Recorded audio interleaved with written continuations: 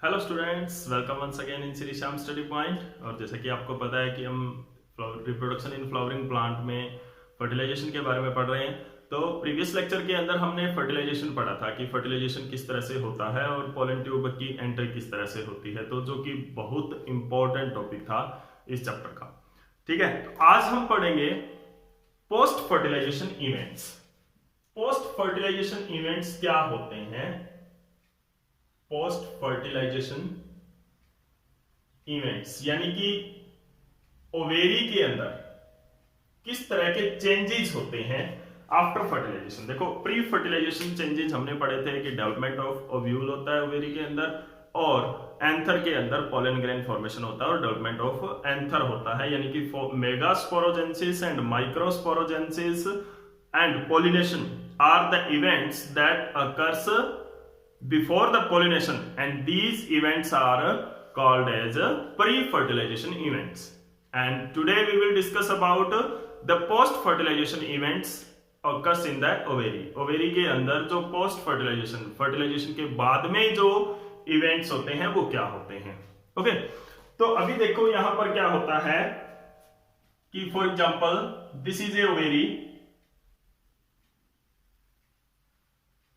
मान लो ये क्या है, एक ओवेरी है थैलेमस के ऊपर। ठीक है, तो ये ओवेरी जो है इसके अंदर क्या है, this is the ovule.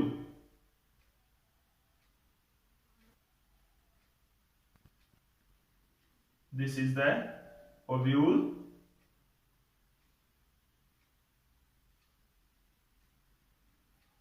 And this is the embryo shake.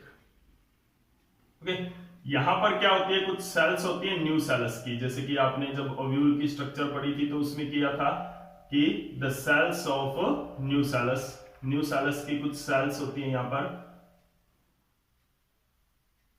These are the cells of nucellus. This is the zygote. This is the synergid cell, एक सिनर्जिड सेल रह गई थी, and this is the primary endospermic nucleus और primary endospermic cell, and these are the 3 antipodal cell. ये कुछ चीजें हमारे पास आई थी प्रीवियस लेक्चर तक जो हमने किया था। तो अब हम इसके अंदर पढ़ेंगे कि आगे के चेंजेस किस तरह के होते हैं इन दैट ओवेरी के अंदर। तो सबसे पहले क्या पढ़ेंगे हम कि ओवेरी की बात करेंगे। ओके, तो जो ओवेरी है, दिस इज द ओवेरी। ये जो ओवेरी है इसके अंदर किस किस तरह के चेंजेस होते हैं, तो इसके अंदर क्या होता है, ओवेरी राइपेंड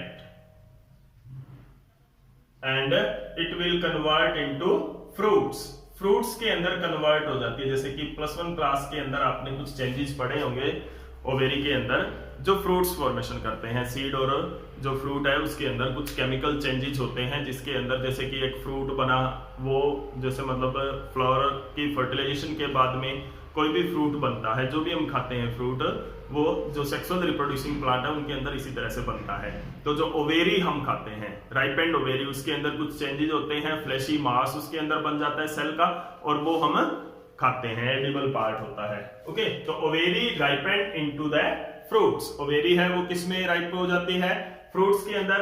उसके बाद में this is the ovule.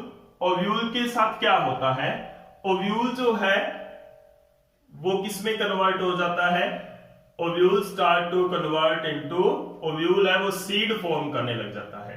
And these are the integuments. जो इंटेग्यूमेंट्स हैं वो क्या वो किस में कन्वर्ट हो जाते हैं, integuments, and these integuments start to convert or grow into seed coat। ये क्या करते हैं, hard covering of the seed जो होती है, आप देखते हो कि hard covering of the seed होती है, टेस्टा टेगमन जो पार्ट होते हैं सीड की स्ट्रक्चर जो आपने की थी +1 क्लास में, उसमें पढ़े थे। तो ये इंटेग्यूमेंट से बनते हैं, जो हार्ड कोटिंग होती है सीड की उससे ये बनते हैं। तो इंटेग्यूमेंट से क्या बनता है, सीड कोट बनता है। ओके, जो फर्टिलाइजेशन के बाद में इंटेग्यूमेंट्स है वो कन्वर्ट होने लग जाते हैं, वो डेवलप होने लग जाते हैं सीड कोट के अंदर। फर्टिलाइजेशन के बाद में ओवेरी डेवलप होने लग जाती है फ्रूट्स के अंदर, ओव्यूल होने लग जाता है सीड्स के अंदर। अब बात करते हैं हम जो इनर मटेरियल है जो एम्ब्रियो सेक के अंदर है उसकी। तो एम्ब्रियो सेक के अंदर जो सिनर्जिड्स हैं, पहली तो सिनर्जिड्स की बात करते हैं। तो सिनर्जिड सेल के अंदर क्या होता है, सिनर्जिड्स के अंदर जो वन सिनर्जिड है वो तो क्या है, ऑलरेडी जो है वो डीजनरेट हो चुकी है। जो नेक्स्ट जो अनदर सिनर्जिड है वो क्या होती है, उसके अंदर वन सिनर्जिड तो ऑलरेडी डीजनरेट हो गई है, लेकिन जैसे ही पोलन ट्यूब एंटर करती है, ये डीजनरेट हो गई है ऑलरेडी, जैसे ही पोलन ट्यूब एंटर करती है एंड रप्चर होती है किसके अंदर, एम्ब्रियो सेक के अंदर, तो वहां पे क्या होता है कि जो नेक्स्ट सिनर्जिड है वो भी डीजनरेट हो जाती है, क्योंकि सिनर्जिड का जो यहां पर फंक्शन है वो क्या है, to guide the entry of pollen tube, pollen tube की एंट्री को गाइड करना। और जब वो उनका फंक्शन परफॉर्म हो जाता है, जब वो अपना काम कर देते हैं, तो उसके बाद में वो डीजनरेट हो जाते हैं। तो दूसरी सिनर्जिड सेल भी क्या होती है, डीजनरेट हो जाती है when after the pollen tube enter in the embryo sac. Second synergid है वो भी क्या होती है, डीजनरेट हो जाती है। अंडरस्टैंड, सेकंड सिनर्जिड भी क्या होती है, डीजनरेट हो जाती है आफ्टर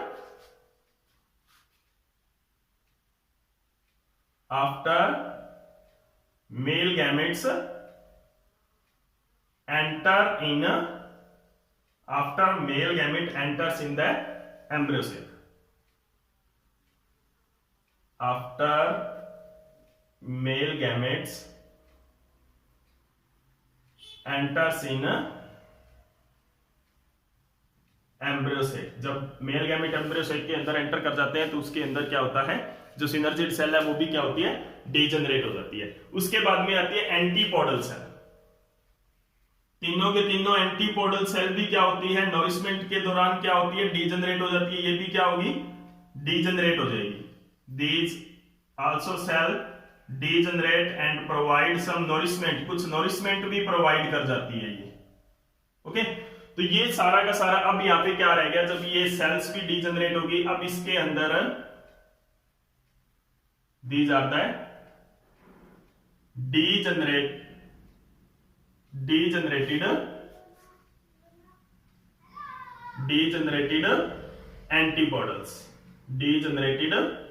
एंटीपोडल्स। ओके, तो यहां पे क्या है, ये भी डीजनरेट हो गया। अब क्या बच गया हमारे पास, जाइगोट बच गया एक, zygote and primary endosperm nucleus. Primary endosperm nucleus, primary endosperm जो न्यूक्लियस है वो किस में डेवलप हो जाता है, प्राइमरी एंडोस्पर्म न्यूक्लियस डेवलप हो जाता है, प्राइमरी एंडोस्पर्म न्यूक्लियस PEN, वो क्या बना लेता है, प्राइमरी एंडोस्पर्म सेल बना लेता है। तो प्राइमरी एंडोस्पर्म सेल जो कि बाद में एंडोस्पर्म के अंदर डेवलप हो जाता है। तो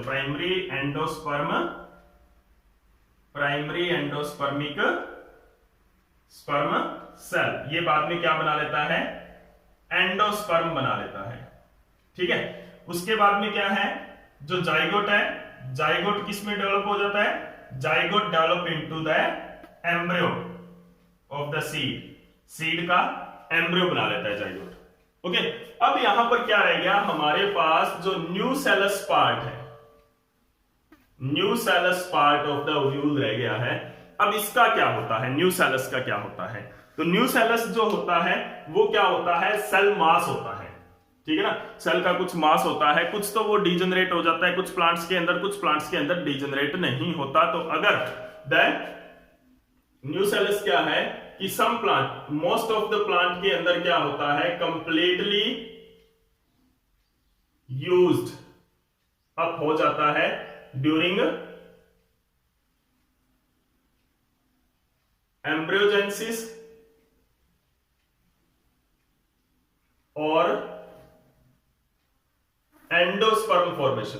कि एंडोस्पर्म फॉर्मेशन और एम्ब्रियोजेनेसिस के दौरान क्या होता है कि कंप्लीट न्यूसेलस का जो मास है वो यूज्ड अप हो जाता है। ठीक है ना, तो डेवलपमेंट ऑफ एंडोस्पर्मिक डेवलपमेंट और जो एम्ब्रियोजेनेसिस के दौरान क्या होता है, ये कंप्लीटली यूज्ड अप हो जाता है।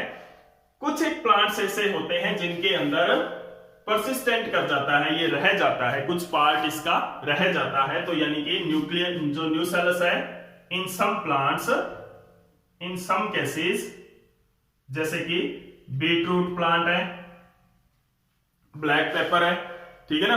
तो बीटरूट प्लांट है, ब्लैक पेपर है, उनके अंदर क्या होता है, there is some part of nucellus है, वो इज लेफ्ट बिहाइंड, बच जाता है after the process of embryogenesis और एंडोस्पर्मिक फॉर्मेशन के बाद भी क्या होता है, कुछ न्यूसेलस का मास है वो बच जाता है। तो ऐसे सीड्स को क्या बोलते हैं, पेरिस्पर्मिक सीड बोलते हैं। ऐसे सीड्स को क्या बोलते हैं, पेरिस्पर्मिक सीड बोलते हैं। तो these are called as perispermic seed. तो कुछ एक ही सीड होते हैं पेरिस्पर्मिक सीड, मोस्टली जो सीड होते हैं उनके अंदर न्यूसेलस बचता ही नहीं है, न्यूसेलस है वो यूज्ड अप हो जाता है। लेकिन कुछ एक सीड्स ऐसे होते हैं पेरिस्पर्मिक सीड, जिनके अंदर क्या होता है, परसिस्टेंस ऑफ सम न्यूसेलस होता है। ओके, तो कुछ न्यूसेलस है वो क्या कर जाता है, परसिस्टेंस कर जाता है वहां पे, जहां पर कुछ एक मास है वो न्यूसेलस का बच जाता है। तो this is all about the post fertilization events, जो मेनली हेडिंग से है। अब हम करेंगे फॉर्मेशन ऑफ एंडोस्पर्म किस तरह से होता है और फॉर्मेशन ऑफ एम्ब्रियो किस तरह से होता है। तो नेक्स्ट लेक्चर के अंदर हम पढ़ेंगे फॉर्मेशन ऑफ एंडोस्पर्म के बारे में कि किस तरह से एंडोस्पर्म फॉर्मेशन होती है। अगर आपको ये वीडियो अच्छी लगी तो प्लीज लाइक एंड शेयर जरूर कर दें। Thank you.